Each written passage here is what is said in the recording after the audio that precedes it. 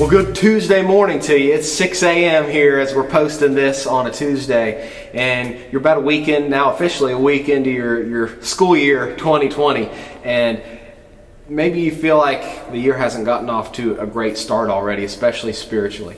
If you're like me, sometimes you find yourself in a place where it just seems like maybe you've done something wrong, or you've just kind of let other things get in the way, and you feel like there's a space between you and God, like you're not as close to God as you used to be, and maybe there's some specific things in your life that you could like point to and say, like, I did this and I did that, and I just don't feel like God would forgive me, or I don't feel like I could ever be as close to God as I used to be because of these things that have come into my life. I should have been focusing on God, but I was too focused on that guy or that girl or my extracurriculars, my cross country, my soccer, whatever it was. You think, can I ever have that relationship with God again that I used to have?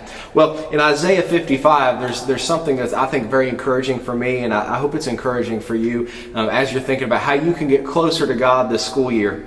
And it says this in chapter 55 of Isaiah, verse 6. It says, "Seek the Lord while he may be found. Call upon him while he's near. Let the wicked forsake his way, and the unrighteous man his thoughts.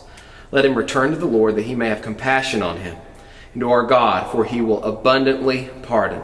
For my thoughts are not your thoughts, neither are my ways your ways, declares the Lord.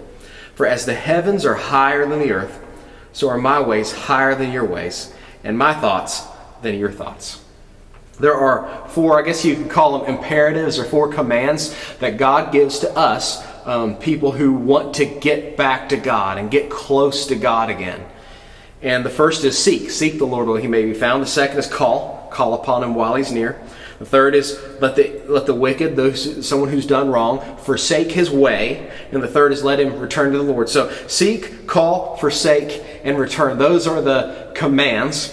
And there's a promise that God makes to people who turn back to God, who seek and call and forsake their own ways and return to God. And it's this. It says, let him return to the Lord, that he may have compassion on him, and to our God, for he will abundantly pardon. I think some of us, we wonder, if we were to try to make things right with God, if we were to try to turn back to God, what would happen?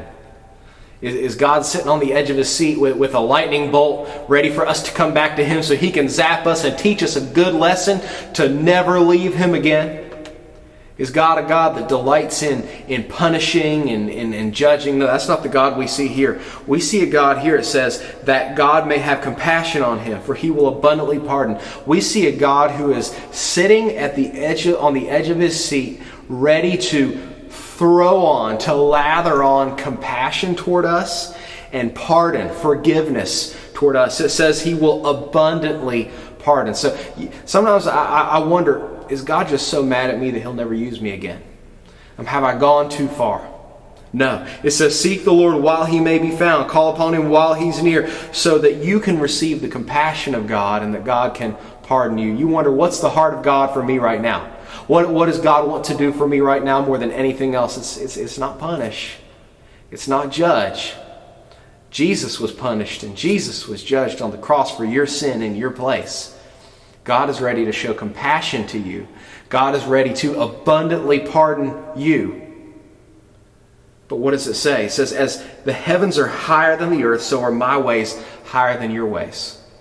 Another verse that's kind of parallel to this one is Psalm 103:11. And it says, as high as the heavens are above the earth, so great is the love of God toward those who fear him. What does it take to receive that compassion and that love and that forgiveness? It takes us fearing God. It takes us coming back to God, like those four imperatives at the beginning of this passage. Seek the Lord while he may be found. Seek God. Run after God instead of all the other things. Call upon him while he's near. When's the last time you talked to God? Forsake his way. Forsake your own way. How's it working out for you doing things your way?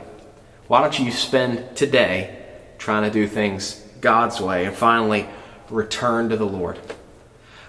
There's only one thing standing in between you and God's compassion and his mercy and forgiveness, and it's you. Will you dedicate this day to God? Will you make today the first day that you turn back to God, receive his compassion, receive his forgiveness, and enjoy the love of God. I hope you have a great day today, and I hope you can join us for Refuel tomorrow night under the tent with the ice cream guy. Have a great day.